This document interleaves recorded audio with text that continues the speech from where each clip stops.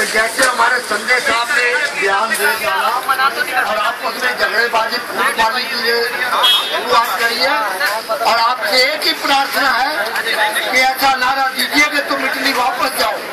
Sonia Gandhi Italy जाओ, Sonia Gandhi Italy जाओ, Sonia Gandhi Italy जाओ। तुम्हारे लिए जगह हिंदुस्तान में बिल्कुल तुम्हारे लिए अब नहीं है। तुमने दिखा दिया है जब भारत की बेटी हमारी आंखों के सामने है। भारत की बेटी आ चुकी है। मैं पंडित जवाहरलाल नेहरू की आत्मा से पूछना चाहता हूँ, पार्लियामेंट में ऐसे ऐसे लोग जिनको पता ही नहीं कि मुल्क क्या होता है, उनको होम मिनिस्टर बना दिया जाता है। अरे हमारे सरदार जी यहाँ इस वक्त भारत को तुम्हारी जरूरत है।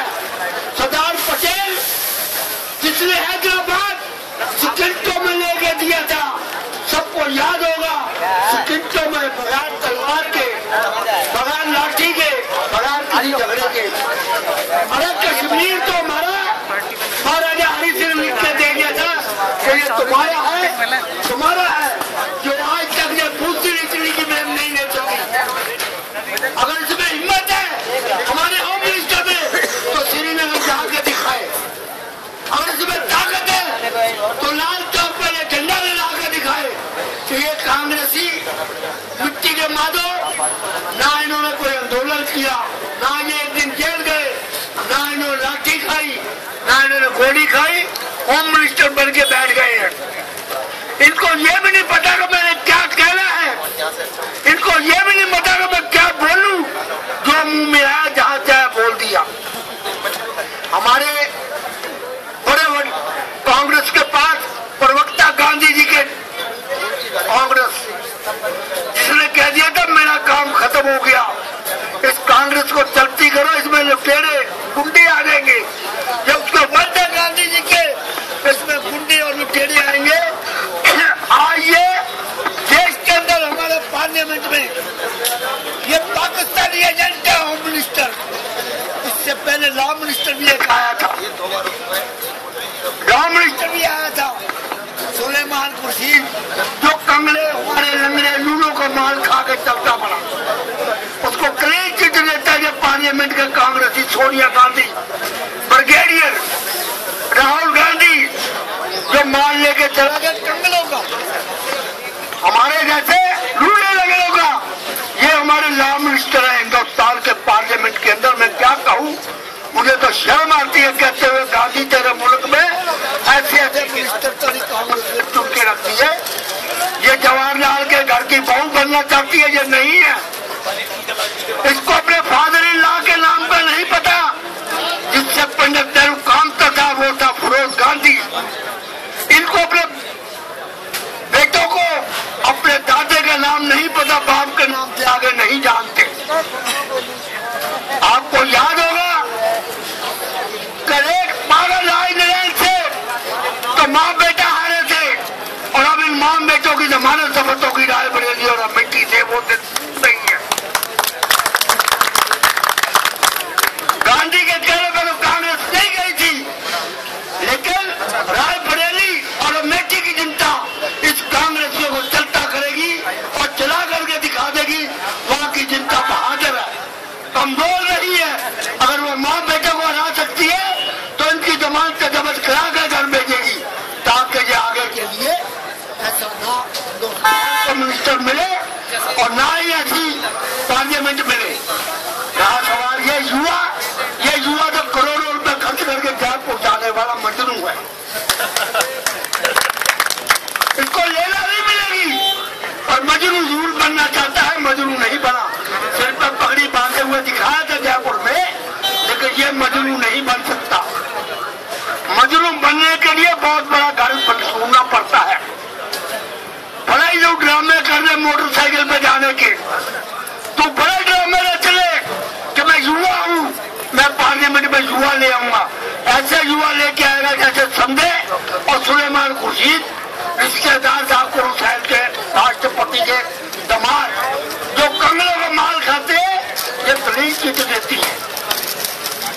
अरे ये भी साबित हो गया कि ये जितने बड़े बड़े मिनिस्टर बनाए गए हैं, ये सारे लुटेरे उनको क्लीन चिट पकड़ा दी जाती है, जो पता नहीं कहाँ से आ जाती है, कौन इंक्वायरी करता है, कौन कहता है। शुक्र है बधाई के काबिल हमारी सुप्रीम कोर्ट, बधाई के काबिल है जंतर मंतर की जनता, तो टाइम निकाल के पैसा खर्च करके यहाँ आती है, जब 2 मिनट के लिए आती है, आती जरूर है।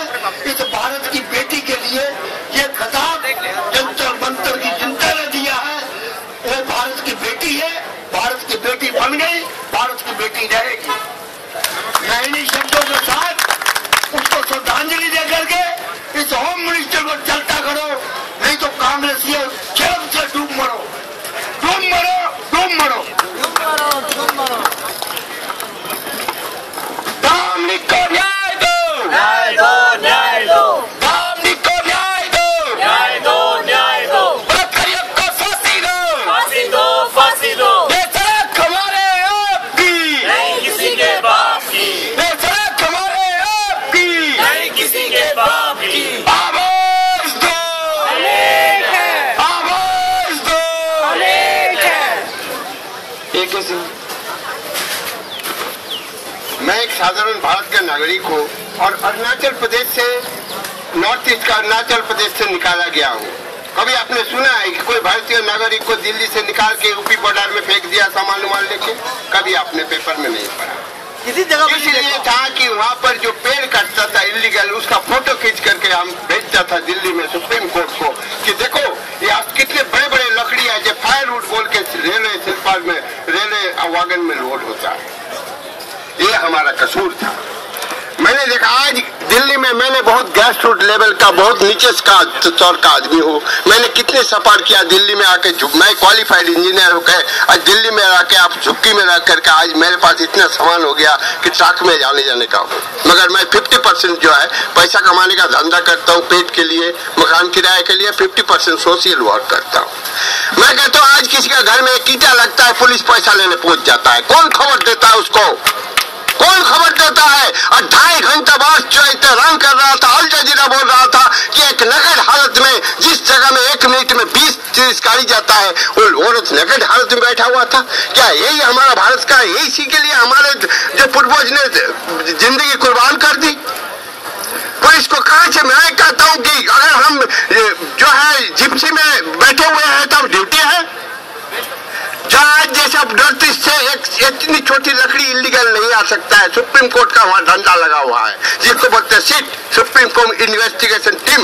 वहाँ पर एक इलीगल इतना छोटा पेड़ भी नहीं काट सकता है कि सुप्रीम कोर्ट का वहाँ आदमी है, वहाँ परमिशन रहेगा सुप्रीम कोर्ट का, तब एक पेड़ काटेगा, जिसका ऑफिस है जनकपुरी में। आज पुलिस के ऊपर में भी एक सुप्रीम कोर्ट का कोई इन्वेस्टिगेशन टीम हो रहा था कि तुम्हारा कितना आदमी है जिप्सी में, तुम्हारा कितना आदमी है, क्या ड्यूटी कर रहा है। सबसे बड़ा करप्शन अगर है तो पुलिस, जिसका हमारा रिफॉर्म करना चाहिए। उनका ऊपर में भी एक डंडा देने वाला सुप्रीम कोर्ट का, जैसे नॉर्थ ईस्ट में बैठा है सीट, जो एक इलीगली एक छोटा सा मस्जिद का लकड़ी नहीं आ सकता है नॉर्थ ईस्ट से आज, तो ऐसे वो पुलिस का ऊपर में भी एक डंडा बैठाने वाला कोई सुप्रीम कोर्ट का तरफ से होना चाहिए। बस इतना ही हमारा निवेदन है। अंकल जी जो बात रखी बागन सही, आज हम अन्याय का विरोध करते हैं तो सरकार हमको दवा देती है, लेकिन वो ये नहीं जानती कि नौजवान युवा होते हैं यहाँ पर जो जंतर मंतर पे बैठे हैं, वो आपके धमकियों से आपके कितने ही अत्याचार कर ले, ये नौजवान युवा सत्य को छोड़ नहीं सकते हैं। सत्य के पीछे उन्होंने जान लिया है जो पहले के पूर्वज रहे हैं, क्रांतिकारी नेताजी सुभाष चंद्र बोस, भगत सिंह, उन्होंने भी सत्य को नहीं छोड़ा था, तभी वो आज हम उनका इतना आदर में उनका नाम दे सकते हैं, क्योंकि सत्य को नहीं छोड़िए चाहे अपनी जान चली जाए। यही कसम लेके आज नौजवान युवा ये जंतर मंतर की सड़क पर बैठे हैं दामनी को न्याय दिलाने के लिए। और जैसे शेख भाई ने बहुत अच्छी बात कही थी अभी कि नेता आसानी से नहीं आया। नेता कहने का तात्पर्य क्या है? किसी एक व्यक्ति ने कहा है ये राजनीति एक उच्च हृदय की प्रवृत्ति है। उच्च हृदय की प्रवृत्ति का मतलब क्या है कि जनता के अंदर जाओ और हमें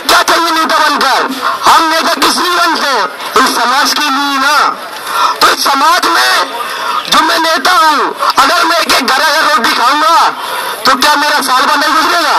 कितनी पब्लिक रहती है नेता की, बहुत रहती है। उसे अपना घर दौलत बनने की जरूरत क्या है? वो जनता के बीच में रहे, जनता के लिए काम करे, जो अपने स्वार्थ के लिए नहीं जनता के हित के लिए काम करे, वो एक सही राजनेता कहलाता है।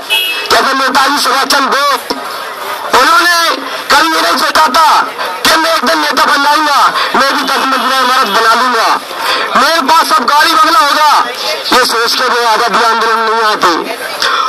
वही राजनेता होता है जो अपनी समाज के लिए अपने को खुद को निशावर करके वो एक सच्चा नेता होता है। ना कि जो हमारे जो वर्तमान के नेता देख रहे हैं हम, कोई सी पार्टी के हुए, कोई आप ऐसा नेता नहीं बता सकते जिन्होंने अपनी समाज के लिए, अपनी जनता के लिए किसी ने घर छोड़ा हो। तो मुझे एक उदाहरण देकर बता दीजिए, नेताजी सुभाष चंद्र बोस के अलावा कोई नेता नहीं है आज तक ऐसा। केवल जनता को पहला फुसला कर कुछ टुकड़े देकर और ये अपनी कोठियां भरने वाले नेता, ऐसे हमारे वर्तमान की नेता है।